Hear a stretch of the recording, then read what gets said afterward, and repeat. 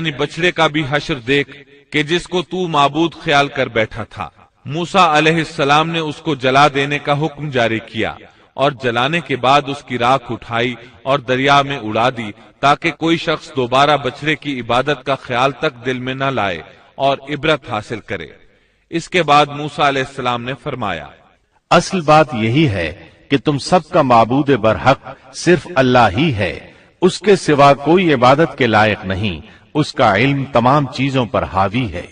پھر موسیٰ علیہ السلام نے اللہ سے دعا کی۔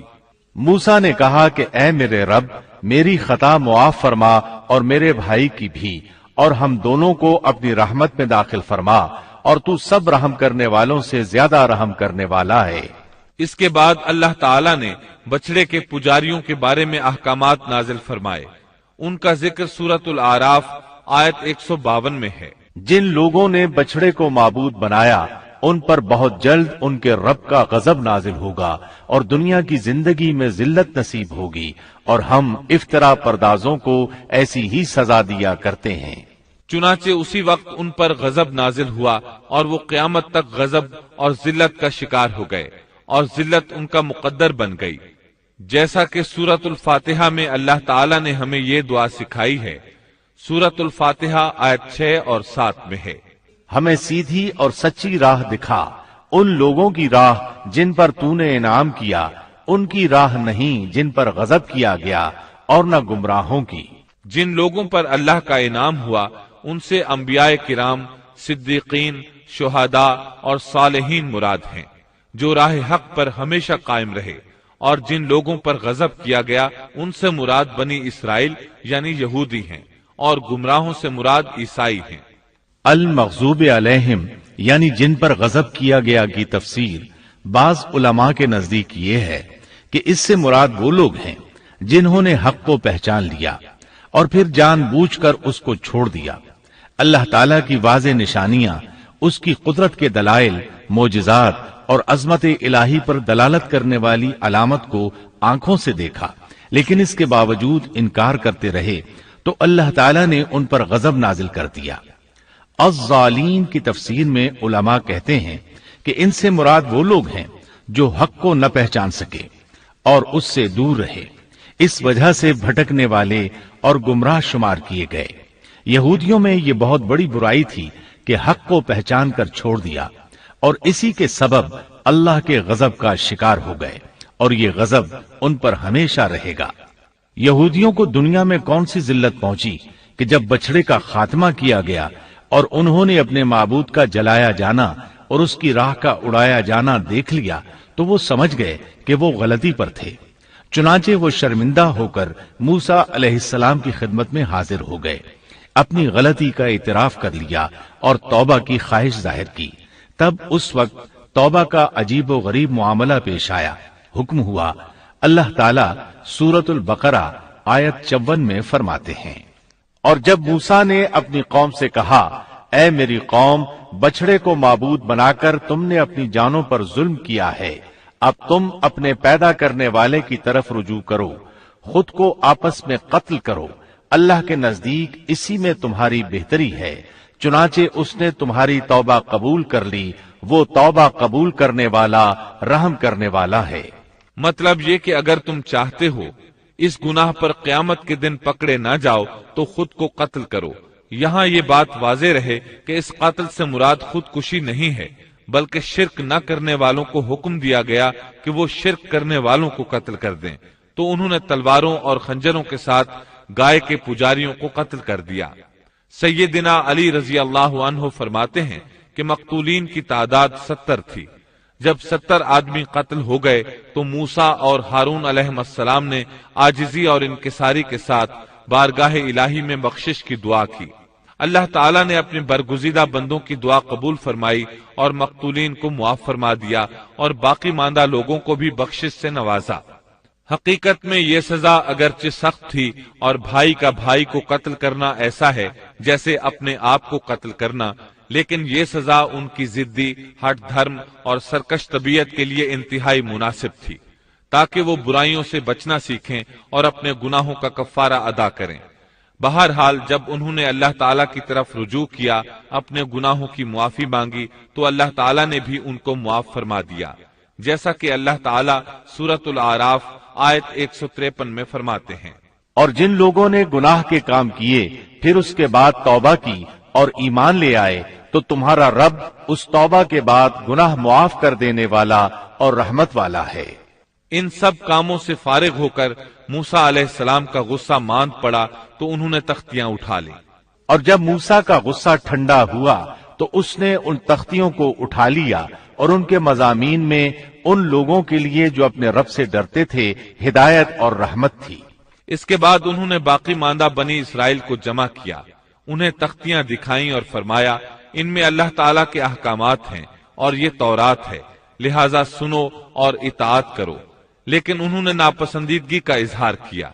موسیٰ علیہ السلام نے انہیں پھر تاکید کی اور فرمایا ان کو مضبوطی سے تھام لو، بغیر کسی تردد اور شک کے ان کو پکڑ لو تاکہ تمہیں دوبارہ عذاب نہ پہنچے۔ انہوں نے جواب دیا نہیں، ہم ایسا نہیں کریں گے، البتہ ہم ان احکامات کی پہچان اور معرفت حاصل کر سکتے ہیں، لیکن ان پر عمل بالکل نہیں کریں گے۔ موسیٰ علیہ السلام نے انہیں بہت سمجھایا لیکن وہ اپنی ضد پر اڑے رہے۔ اللہ تعالیٰ سورۃ البقرہ آیت 92 اور 93 میں فرماتے ہیں، تمہارے پاس تو موسیٰ یہی دلیلیں لے کر آئے لیکن تم نے پھر بھی بچڑے ہی کی پوجا کی، تم ہو ہی ظالم، جب ہم نے تم سے وعدہ لیا اور تم پر طور پہاڑ کھڑا کر دیا۔ موسیٰ علیہ السلام نے ان سے کہا تم مجھے عہد و پیمان دو کہ ان تختیوں پر لگے احکامات پر عمل کرو گے، لیکن وہ اپنی ضد پر اڑے رہے، کہنے لگے ہم تیری اطاعت نہیں کریں گے۔ اس موقع پر اللہ تعالیٰ نے موسیٰ علیہ السلام کا ایک اور معجزہ ظاہر کر دیا۔ ان کے دیکھتے ہی دیکھتے طور پہاڑ زمین پر ہلنے لگا، حرکت کرنے لگا، پھر سب نے دیکھا کہ وہ اپنی جگہ سے اڑا اور ہوا میں تیرنے لگا، پھر ان کے سر پر آ پہنچا۔ موسیٰ علیہ السلام پکارے، ہماری دی ہوئی چیز کو مضبوط تھامو۔ یہ سن کر سب کے سب سجدے میں گر پڑے اور سر اٹھا اٹھا کر دیکھنے لگے کہ کہیں پہاڑ گر ہی نہ پڑے۔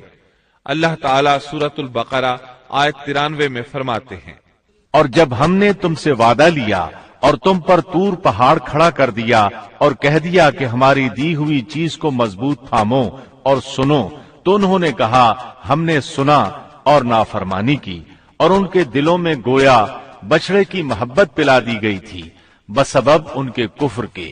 ان سے کہہ دیجئے کہ تمہارا ایمان تمہیں برا حکم دے رہا ہے اگر تم مومن ہو۔ اسی طرح سورۃ الاعراف آیت 171 میں اللہ تعالیٰ فرماتے ہیں، اور وہ وقت بھی قابل ذکر ہے جب ہم نے پہاڑ کو اٹھا کر سائبان کی طرح ان کے اوپر معلق کر دیا اور انہیں یقین ہو گیا تھا کہ وہ اب ان پر گرنے ہی والا ہے، اور ہم نے ان سے کہا کہ جو کتاب ہم نے تمہیں دی ہے اس کو مضبوطی کے ساتھ قبول کرو اور ان احکامات کو یاد رکھو جو اس میں ہیں تاکہ تم متقی بن جاؤ۔ ابن عباس فرماتے ہیں کہ جب اللہ تعالیٰ نے تورات نازل فرمائی اور موسیٰ علیہ السلام نے اپنی قوم کو حکم دیا کہ تورات کو قبول کریں اور اس کے احکامات پر عمل کریں، لیکن بنی اسرائیل نے چند پر مشقت احکام کی وجہ سے اسے ماننے سے انکار کر دیا، تو اللہ تعالیٰ نے جبریل علیہ السلام کو حکم دیا کہ طور پہاڑ کو ان کے سروں پر لا کھڑا کرو۔ چنانچہ جبریل علیہ السلام نے طور پہاڑ ان کے سروں پر لا کھڑا کیا اور ان سے کہا گیا کہ اگر تم نے تورات کو قبول نہ کیا تو یہ پہاڑ تم پر گرا دیا جائے گا۔ چنانچہ وہ سب کے سب سجدے میں گر گئے۔ پھر موسیٰ علیہ السلام نے اپنی قوم سے 70 برگزیدہ افراد منتخب کیے اور بچڑے کی عبادت کے عظیم جرم کی توبہ اور معذرت کے لیے ان کو لے کر طور پہاڑ پر چلے گئے تاکہ اللہ سے ہم کلام ہو سکیں۔ اللہ تعالیٰ اس کے متعلق سورۃ الاعراف آیات 155 اور 156 میں فرماتے ہیں، اور موسیٰ نے اپنی قوم میں سے 70 آدمی ہمارے مقرر کیے ہوئے وقت کے لیے منتخب کیے، سو جب انہیں زلزلے نے آ پکڑا تو موسیٰ عرض کرنے لگے، اے میرے پروردگار، اگر تو چاہتا تو اس سے پہلے ہی انہیں اور مجھے ہلاک کر دیتا، کیا تو ہم میں سے چند بے وقوفوں کی حرکت پر سب کو ہلاک کر دے گا؟ یہ واقعہ تیری طرف سے محض ایک امتحان ہے، ایسے امتحان سے جس کو تو چاہے گمراہی میں ڈال دیتا ہے اور جسے چاہے ہدایت پر قائم رکھتا ہے۔ تو ہی ہمارا سرپرست ہے، پس تو ہم پر مغفرت اور رحمت فرما، اور تو ہی سب سے بہتر معاف کرنے والا ہے، اور ہمارے لیے دنیا میں بھی اچھائی لکھ دے اور آخرت میں بھی، ہم تیری طرف رجوع کرتے ہیں۔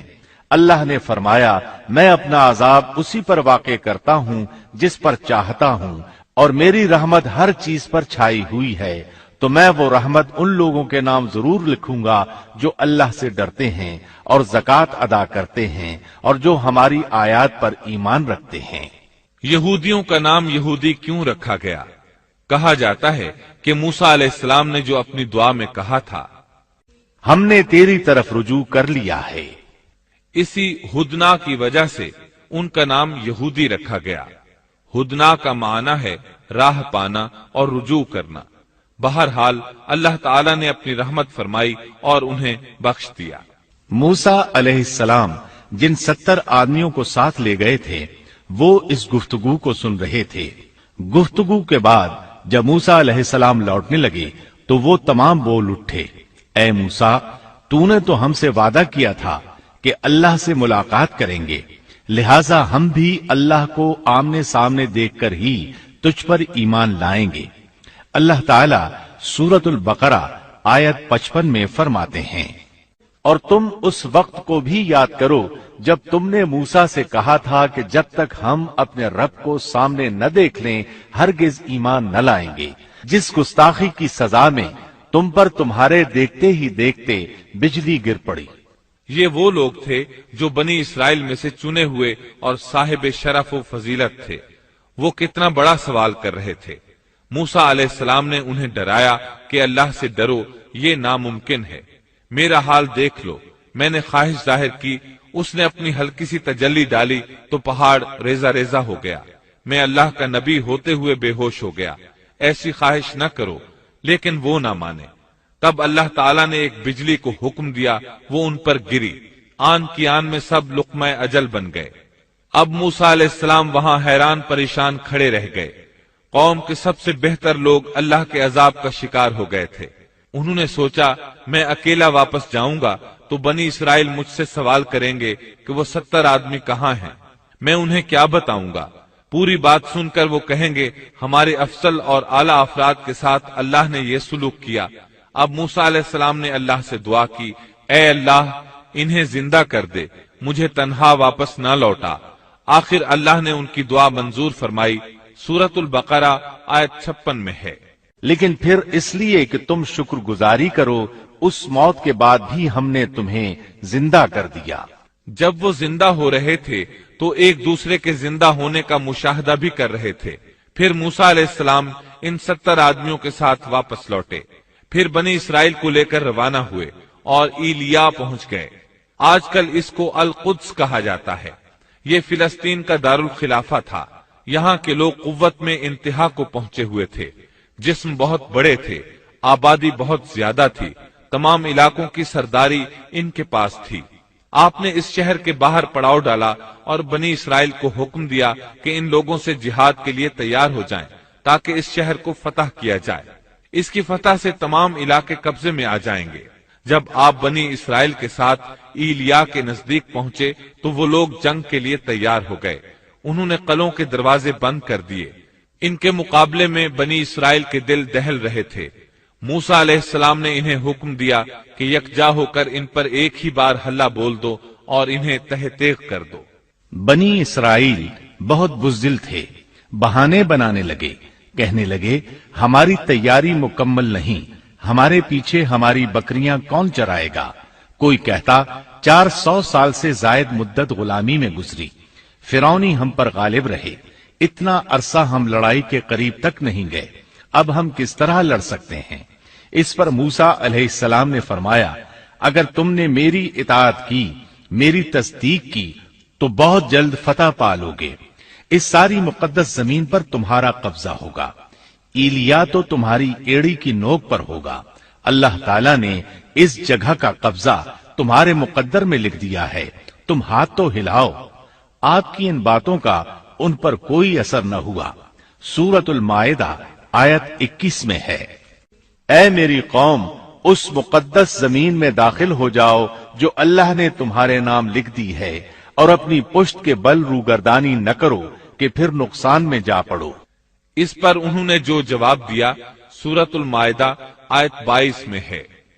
انہوں نے جواب دیا کہ اے موسیٰ، وہاں تو زور آور سرکش لوگ ہیں، اور جب تک وہ وہاں سے نکل نہ جائیں ہم تو ہرگز وہاں نہیں جائیں گے۔ ہاں اگر وہ وہاں سے نکل جائیں تو ہم خوشی سے اس میں داخل ہو جائیں گے۔ ان کا احمقانہ جواب سن کر بنی اسرائیل کے دو بزرگ یوشع بن نون اور کالب بن یوفا بول اٹھے۔ سورۃ المائدہ آیت 23 میں ہے۔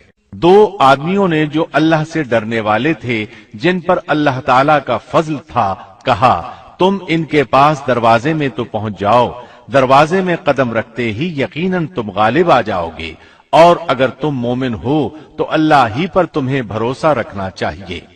یہ ان کے لیے کس قدر آسان بات تھی، لیکن بنی اسرائیل کی 1,00,000 تعداد میں سے کسی ایک کو بھی عمل کی توفیق نہ ہوئی، یہاں تک کہ 70 آدمی جو آپ کے ساتھ کوہ طور پر گئے تھے وہ بھی ٹس سے مس نہ ہوئے، حالانکہ اللہ تعالیٰ نے انہیں دوبارہ زندگی عطا فرمائی تھی۔ بڑی ڈھٹائی سے کہنے لگے۔ قوم نے جواب دیا کہ اے موسیٰ، جب تک وہ وہاں ہیں تب تک ہم ہرگز وہاں نہ جائیں گے، اس لیے کہ تم اور تمہارا پروردگار جا کر دونوں ہی لڑ بھڑ لو، ہم یہیں بیٹھے ہیں۔ یہ زبردست قسم کے گستاخانہ الفاظ تھے۔ ان کے مقابلے میں غزوہ بدر کے موقع پر صحابہ کرام رضی اللہ عنہم نے جو جواب دیا وہ تاریخ کے اوراق میں سنہری حروف میں درج ہے۔ جب نبی کریم صلی اللہ علیہ وسلم نے صحابہ کرام سے مشورہ لیا، انہیں خبر دی کہ قریش کا لشکر آ پہنچا، تو مقداد بن عمرو رضی اللہ عنہ کھڑے ہوئے اور عرض کیا، اے اللہ کے رسول، اللہ کی قسم ہم آپ سے وہ نہیں کہیں گے جو بنی اسرائیل نے موسیٰ علیہ السلام سے کہا تھا کہ تو اور تیرا رب دونوں چلے جاؤ اور لڑو، ہم یہیں بیٹھے ہیں، بلکہ ہم کہتے ہیں آپ اور آپ کا پروردگار دونوں لڑیں، ہم بھی آپ کے ساتھ لڑیں گے۔ اس ذات کی قسم جس نے آپ کو حق کے ساتھ مبعوث فرمایا ہے، اگر آپ ہم کو برق غیمات تک لے چلیں تو ہم راستے والوں سے لڑتے بھیڑتے آپ کے ساتھ وہاں تک بھی چلیں گے۔ کتنا عظیم فرق ہے موسیٰ علیہ السلام کے صحابہ میں اور نبی کریم صلی اللہ علیہ وسلم کے صحابہ کرام میں۔ یہ صورتحال دیکھ کر موسیٰ علیہ السلام نے دعا کی۔ موسیٰ کہنے لگے، الہی مجھے تو سوائے اپنے اور اپنے بھائی کے کسی اور پر کوئی اختیار نہیں، تو ہم میں اور ان نافرمانوں میں جدائی ڈال دے۔ چنانچہ اللہ تعالیٰ نے فوراً ہی بنی اسرائیل کے لیے ایک اور آزمائش اور سزا کا فیصلہ فرمایا۔ ارشاد ہوا کہ اب زمین ان پر 40 سال تک حرام کر دی گئی ہے، یہ خانہ بدوش لوگوں کی طرح ادھر ادھر سرگرداں پھرتے رہیں گے، اس لیے تم ان فاسقوں کے بارے میں غمگین نہ ہونا۔ پھر اللہ تعالیٰ نے موسیٰ علیہ السلام کو حکم دیا کہ انہیں یہاں سے واپس لے چلیں اور قریب والی بستی میں داخل کر دیں۔ چنانچہ وہ چل پڑے، لیکن وہ بستی نہ آئی۔ سفر کرتے رہے لیکن پھر بھی خود کو وہیں کے وہیں پاتے۔ 40 سال اسی طرح گزر گئے اور وہ اس میدان سے نہ نکل سکے۔ اس میدان کو میدان تیہ کہا جاتا ہے۔ اس دوران البتہ انہیں کھانے پینے کا سامان مہیا ہوتا رہا۔ موسیٰ علیہ السلام کے پتھر پر لاٹھی مارنے سے 12 قبیلوں کے لیے 12 چشمے جاری ہوئے۔ سورۃ الاعراف آیت 160 میں ہے۔ اور ہم نے موسیٰ کو حکم دیا جبکہ ان کی قوم نے ان سے پانی مانگا کہ اپنی لاٹھی کو فلاں پتھر پر مارو، پس فوراً اس سے 12 چشمے پھوٹ نکلے، ہر شخص نے اپنے پینے کی جگہ معلوم کر لی۔ 12 چشمے اس لیے کہ بنی اسرائیل کے 12 قبیلے تھے۔ یعقوب علیہ السلام کی نسل سے ان کے بیٹوں کے 12 قبیلے وجود میں آئے تھے۔ جب یہ کہیں پڑاؤ ڈالتے تو چشمے بہتے رہتے، کوچ کرتے تو پانی بند ہو جاتا، وہ اس پتھر کو اٹھا کر چل پڑتے، پھر پڑاؤ کی جگہ پر پتھر رکھ دیتے تو پانی جاری ہو جاتا۔ 40 سال اسی طرح گزرے۔ چونکہ وہ ایک صحرا میں تھے، وہاں سایہ نہیں تھا، سورج کی گرمی کی شدت تھی، آخر انہوں نے کہا، اے موسیٰ اپنے رب سے دعا کریں کہ ہم دھوپ سے بچ جائیں۔ آپ نے دعا فرمائی، اللہ نے ان کے لیے سائے کا انتظام کر دیا۔ اللہ تعالیٰ سورۃ الاعراف آیت 160 میں فرماتے ہیں، اور ہم نے ان پر بادلوں کا سایہ کر دیا۔ اسی طرح جب انہیں بھوک ستاتی تو ان کے پاس بے شمار پرندے آ جاتے۔ اللہ تعالیٰ سورۃ الاعراف آیت 160 میں فرماتے ہیں، اور ہم نے ان پر من اور سلوہ نازل کیا۔ ان 40 سالوں میں کچھ اہم واقعات بھی پیش آئے۔ ان میں سب سے مشہور قصہ گائے والا ہے۔ ایک دن وہ لوگ نیند سے بیدار ہوئے تو انہوں نے اپنی قوم کے بڑے افراد میں سے ایک شخص کو دیکھا کہ اسے قتل کیا جا چکا تھا۔ قاتل کا کھوج لگانے کی کوشش کی گئی لیکن کامیابی نہ ہو سکی۔ آخر وہ سب موسیٰ علیہ السلام کے پاس آئے۔ آپ نے اللہ سے دعا کی، تب اس سلسلے میں وحی نازل ہوئی۔ اللہ تعالیٰ سورۃ البقرہ آیت 67 میں فرماتے ہیں، اور موسیٰ نے جب اپنی قوم سے کہا کہ اللہ تمہیں ایک گائے ذبح کرنے کا حکم دیتا ہے تو انہوں نے کہا ہم سے مذاق کیوں کرتے ہو؟ آپ نے جواب دیا کہ میں ایسا جاہل ہونے سے اللہ کی پناہ پکڑتا ہوں۔ موسیٰ علیہ السلام نے انہیں بتایا کہ اس سلسلے میں اللہ تعالیٰ نے ایک گائے کو ذبح کرنے کا حکم دیا ہے۔ وہ کہنے لگے، بھلا یہ کوئی عقل کی بات ہے؟ مسئلہ قتل کا ہے اور آپ گائے ذبح کرنے کا حکم دے رہے ہیں۔ آپ تو ہم سے مذاق کر رہے ہیں۔ آپ نے فرمایا، مذاق کرنا تو جاہلوں کا کام ہے۔ انہوں نے جو جواب دیا وہ سورۃ البقرہ آیت 68 میں ہے۔ انہوں نے کہا، اے موسیٰ، دعا کیجئے کہ اللہ ہمارے لیے اس کی ماہیت بیان کر دے۔ آپ نے فرمایا، سنو، وہ گائے نہ تو بالکل بوڑھی ہو نہ بچہ، بلکہ درمیانی عمر کی نوجوان ہو۔ اب جو تمہیں حکم دیا گیا ہے بجا لاؤ۔ اس پر وہ بولے۔ وہ پھر کہنے لگے کہ دعا کریں کہ اللہ بیان کرے کہ اس کا رنگ کیا ہے۔ فرمایا، وہ کہتا ہے کہ وہ گائے زرد رنگ کی ہو، چمکیلا اور دیکھنے والوں کو بھلا لگنے والا رنگ۔ اس پر انہوں نے ایک اور سوال کر دیا۔ سورۃ البقرہ آیت 70 اور 71 میں ہے۔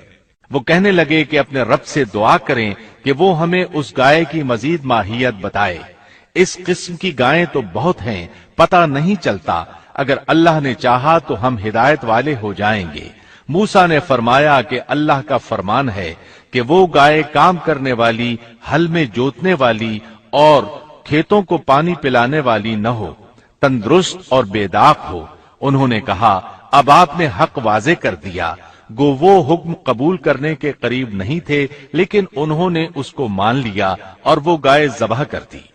موسیٰ علیہ السلام نے حکم دیا کہ اس میں سے ایک گوشت کا ٹکڑا لو اور مقتول کے جسم کے ساتھ لگاؤ۔ انہوں نے ایسا ہی کیا۔ اللہ تعالیٰ سورۃ البقرہ آیت 72 اور 73 میں فرماتے ہیں، جب تم نے ایک شخص کو قتل کر ڈالا پھر اس میں اختلاف کرنے لگے، اور جو کچھ تم چھپاتے تھے اللہ اس کو ظاہر کرنے والا تھا۔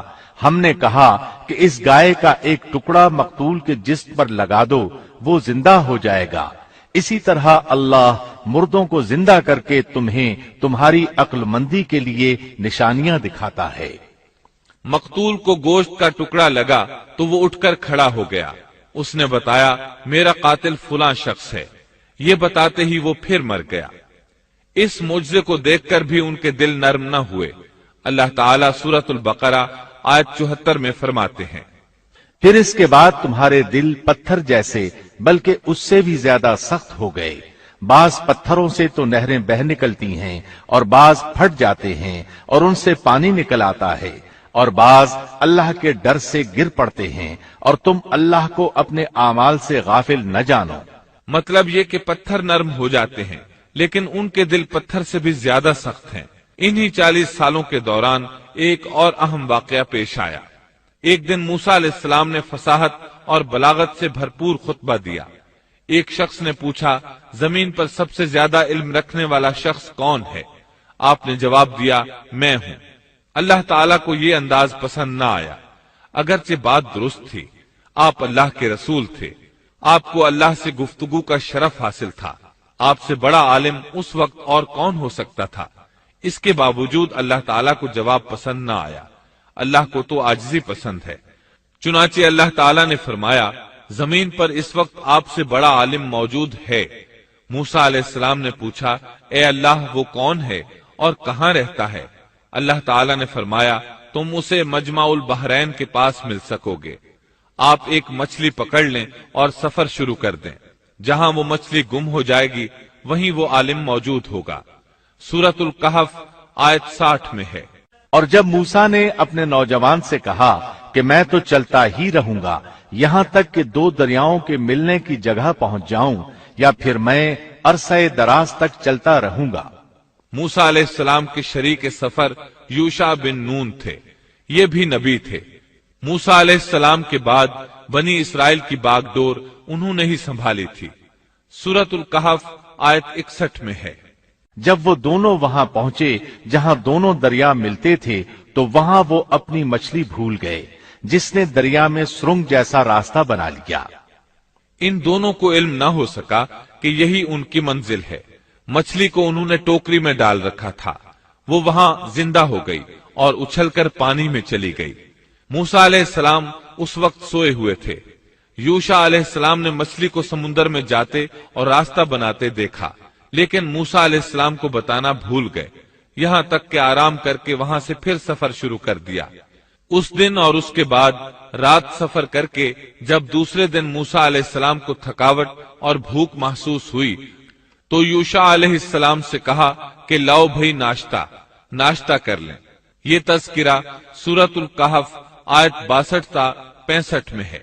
جب یہ دونوں وہاں سے آگے بڑھے تو موسیٰ نے اپنے نوجوان سے کہا ہمارا ناشتہ لے آؤ، ہمیں تو اپنے اس سفر سے سخت تکلیف اٹھانا پڑی ہے۔ اس نے جواب دیا کہ کیا آپ نے دیکھا بھی جبکہ ہم پتھر سے ٹیک لگا کر آرام کر رہے تھے وہیں میں مچھلی بھول گیا تھا۔ دراصل شیطان ہی نے مجھے بھلا دیا کہ میں آپ سے اس کا ذکر کروں۔ اس مچھلی نے انوکھے طور پر دریا میں اپنا راستہ بنا لیا تھا۔ موسیٰ نے کہا یہی تو تھا وہ مقام جس کی تلاش میں ہم تھے، چنانچہ وہیں سے اپنے قدموں کے نشانات دیکھتے دیکھتے واپس چلے، اور وہاں انہوں نے ہمارے بندوں میں سے ایک بندے کو پایا، اسے ہم نے اپنے پاس سے خاص رحمت عطا فرما رکھی تھی اور اسے اپنے پاس سے خاص علم عطا کر رکھا تھا۔ اکثر مفسرین اس پر متفق ہیں کہ یہ عالم اللہ کے نبی خضر علیہ السلام تھے، اللہ نے انہیں نبوت کا علم عطا کیا تھا۔ موسیٰ علیہ السلام نے ان سے بات چیت شروع کی۔ قرآن کریم سورۃ الکہف آیات 66 تا 70 میں ہے۔ موسیٰ نے کہا کہ میں آپ کی پیروی کروں کہ آپ مجھے وہ نیک علم سکھا دیں جو آپ کو سکھایا گیا ہے۔ اس نے کہا آپ میرے ساتھ ہرگز صبر نہیں کر سکیں گے، اور جس چیز کی حقیقت کا آپ کو علم نہیں اس پر آپ صبر کر بھی کیسے سکتے ہیں؟ موسیٰ نے کہا انشاءاللہ آپ مجھے صبر کرنے والا پائیں گے اور میں کسی بات میں آپ کی نافرمانی نہیں کروں گا۔ اس نے کہا اچھا اگر آپ میرے ساتھ ہی چلنے پر اصرار کرتے ہیں تو یاد رہے کہ کسی چیز کے بارے میں مجھ سے سوال نہ کیجیے گا جب تک کہ میں خود اس کی نسبت کوئی تذکرہ نہ کروں۔ اس مقام سے موسیٰ علیہ السلام نے یوشع بن نون علیہ السلام کو واپس بھیج دیا۔ اب موسیٰ علیہ السلام کا خضر علیہ السلام کے ساتھ سفر شروع ہوا۔ سورۃ الکہف آیات 71 تا 73 میں ہے۔ پھر وہ دونوں چلے یہاں تک کہ وہ ایک کشتی میں سوار ہوئے۔ خضر نے اس کے تختے توڑ دیے۔ موسیٰ نے کہا کیا آپ اس کو اس لیے توڑ رہے ہیں کہ کشتی والے سب ڈوب جائیں؟ یہ تو آپ نے بڑی خطرناک بات کر دی۔ خضر نے جواب دیا کہ میں نے پہلے ہی تجھ سے کہہ دیا تھا کہ آپ میرے ساتھ ہرگز صبر نہیں کر سکیں گے۔ موسیٰ نے جواب دیا کہ میری بھول پر مجھے نہ پکڑیے اور مجھے میرے کام میں تنگی میں نہ ڈالیے۔ دونوں نے سفر شروع کیا۔ راستے میں کچھ مسکین لوگوں کی ایک کشتی دیکھی، وہ محنت کرتے تھے، کرایہ لے کر لوگوں کو دریا پار کرایا کرتے تھے۔ انہوں نے خضر علیہ السلام کو پہچان لیا، انہیں اور موسیٰ علیہ السلام کو کشتی پر سوار کر لیا۔ سفر کے دوران خضر علیہ السلام نے لوہا پکڑا اور لگے کشتی میں سوراخ کرنے۔ کشتی کے ڈوبنے کا خطرہ پیدا ہو گیا، لوگ پانی کشتی سے باہر پھینکنے لگے، اس طرح کشتی خطرے سے نکل آئی۔ موسیٰ علیہ السلام نے اس فعل کو ناپسند فرمایا اور بولے کیا لوگوں کو ڈبونے کا ارادہ ہے؟ خضر علیہ السلام نے جواب دیا کہ میں نے تو پہلے ہی کہہ دیا تھا کہ آپ میرے ساتھ صبر نہیں کر سکیں گے۔ موسیٰ علیہ السلام بولے واقعی میں نے عجلت سے کام لیا۔ انہوں نے معذرت کی۔ سورۃ الکہف आयत 74 تا 76 में है। फिर दोनों चले यहां तक कि वो एक लड़के को मिले। खजिर ने उसे मार डाला। मूसा बोले, क्या आपने एक बेगुनाह की जान ली और वो भी किसी के खून के बदले में नहीं? ये तो आपने बड़ी बेजा और नापसंदीदा हरकत की। वो कहने लगे, मैंने आपसे कहा नहीं था कि आप मेरे साथ रहकर हरगिज सब्र नहीं कर सकेंगे। मूसा ने जवाब दिया, अब अगर मैं आपसे किसी चीज के बारे में सवाल करूं तो बेशक मुझे अपने साथ न रखिएगा। यकीनन आप मेरी तरफ से हद्दे उज्र को पहुंच चुके। एक बार फिर सफर शुरू हुआ। सूरतुल कहफ आयत 77 تا 78 में है। फिर दोनों चले एक गांव के पास आकर उनसे खाना तलब किया। उन्होंने उनकी मेहमानदारी से साफ इनकार कर दिया। बस दोनों ने वहां एक दीवार को देखा जो गिरने के करीब थी। उसने उसे ठीक और दुरुस्त कर दिया। मूसा कहने लगे, अगर आप चाहते तो इसकी उजरत ले सकते थे। उसने कहा, बस अब आपके और मेरे दरमियान जुदाई है। अब मैं उन बातों की हकीकत बताऊंगा जिन पर आप सब्र न कर सके। अब उन्होंने वजाहत की। सूरतुल कहफ आयत 79 में है। कश्ती तो चंद मिस्कीनों की थी जो दरिया में काम काज करते थे। मैंने उसमें कुछ तोड़ फोड़ करने का इरादा कर लिया, क्योंकि उनके आगे एक बादशाह था जो हर एक सही सालिम कश्ती को जबरन जब्त कर लेता था। फिर उन्होंने दूसरे वाक़े के मुतालिक बताया। सूरतुल कहफ आयत 80 और 81 में है। और उस लड़के के माँ बाप ईमानदार थे। हमें खौफ हुआ कि कहीं ये उन्हें अपनी सरकशी और कुफ्र से आजिज और परेशान न कर दे। इसलिए हमने चाहा कि उन्हें उनका परवरदिगार उसके बदले उससे बेहतर पाकीज़गी वाला, उससे ज्यादा प्यार मोहब्बत वाला बच्चा इनायत फरमाए। तीसरे वाक़े की वजाहत सूरतुल कहफ आयत 82 में है। दीवार का किस्सा ये है कि उस शहर में दो यतीम बच्चे हैं जिनका खजाना उनकी दीवार के नीचे दफन है। उनका बाप बहुत नेक था, तो तेरे रब की चाहत थी कि ये दोनों यतीम अपनी जवानी की उम्र में आकर अपना ये खजाना तेरे रब की मेहरबानी और रहमत से निकाले। इन तीनों किसस और मामलात की वजाहत करने के बाद खजिर अलैहिस्सलाम एक अजीम अम्र बयान करते हुए फरमाते हैं। सूरतुल कहफ आयत 82 में है। मैंने अपनी राय से कोई काम नहीं किया। ये थी असल हकीकत उन वाकयात की जिन पर आप सब्र न कर सके। अल्लाह ताला ने खजिर अलैहिस्सलाम को बाज उमूर गैब पर इत्तला दे दी और वही के जरिए उन पर चंद गैबी मामलात जाहिर फरमा दिए। इस तरह वो जान गए कि वो बादशाह नई कश्तियां गस्ब कर लेता है। वो बच्चा बड़ा होकर सरकश बनेगा और दोनों बच्चे बड़े होकर अपना खजाना निकालेंगे। ये उमूर इल्म नबूवत की वजह से वाक़े हुए थे। अपनी तरफ से खजिर अलैहिस्सलाम ने ये तसर्रुफात नहीं किए थे। ये इल्म इंसान की जात की तरफ से नहीं होता, न ही हर इंसान को ये इल्म हासिल हो सकता है। यह तो सिर्फ अंबियाए किराम को अल्लाह ताला की जानिब से हासिल होता है। वो जिसे चाहता है अता करता है, जैसा कि ये इल्म मूसा अलैहिस्सलाम को अता नहीं फरमाया और खजिर अलैहिस्सलाम को बतला दिया। बनी इसराइल मैदान तीह में 40 साल तक मुसलसल महसूर रहे।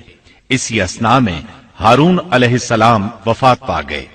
उन्हें इस मैदान में दफन किया गया और उनकी वफात के सिर्फ 2 साल बाद मूसा अलैहिस्सलाम भी वफात पा गए। उनकी वफात भी इसी मैदान में हुई। इमाम बुखारी रहमतुल्लाह अलैह ने अबू हुरैरा रज़ियल्लाहु अन्हु से एक रिवायत नकल की है। अबू हुरैरा रज़ियल्लाहु अन्हु बयान करते हैं कि मलिकुल मौत को मूसा अलैहिस्सलाम की तरफ रवाना किया गया। जब वो आए तो मूसा अलैहिस्सलाम ने उन्हें एक तमाचा मारा। वो परवरदिगार के पास वापस लौट गए और अर्ज किया, बारी ताला, तूने मुझे ऐसे बंदे के पास भेज दिया जो मरना नहीं चाहता। अल्लाह ताला ने फरमाया, तू फिर उनके पास जा और उससे कह कि एक बैल की पुष्ट पर अपना हाथ रखें। जितने बाल उनके हाथ के नीचे आएंगे उतने बरस ही उन्हें जिंदगी मिल जाएगी। मूसा अलैहिस्सलाम ने अर्ज किया, ऐ परवरदिगार, फिर उसके बाद क्या होगा? फरमाया, फिर भी मरना है। तब मूसा अलैहिस्सलाम ने अर्ज किया, तो फिर अभी सही। फिर उन्होंने अल्लाह ताला से दुआ की कि उन्हें मुकद्दस जमीन यानी बैतुल मक़दिस से एक पत्थर फेंकने की मिकदार के बराबर करीब कर दे। ابو हुरैरा रज़ी अल्लाह अन्हु फरमाते हैं कि नबी करीम सल्लल्लाहु अलैहि वसल्लम ने फरमाया, अगर मैं वहां होता तो तुम्हें मूसा अलैहिस्सलाम की कब्र बता देता। वो रास्ते के किनारे सुर्ख टीले के नीचे है। इस हदीस को इमाम बुखारी ने सही बुखारी में बयान किया है।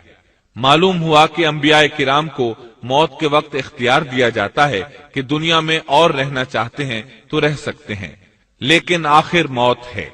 सूरत उज़्ज़ुमर आयत 30 में अल्लाह ताला ने नबी करीम सल्लल्लाहु अलैहि वसल्लम से फरमाया, यकीनन खुद आपको भी मौत का मजा चखना है और ये सब भी मरने वाले हैं। मूसा अलैहिस्सलाम की कब्र बैतुल मक़दिस की तरफ जाने वाले रास्ते के किनारे पर है और सिर्फ इतनी दूर है कि जितनी दूर पत्थर फेंका जा सके। आपकी कब्र सुर्ख टीले के नशेब में है। अल्लाह ताला ने आपको मस्जिद अक्सा के करीब दफन होना नसीब फरमाया। और इस तरह अल्लाह के दो अजीम और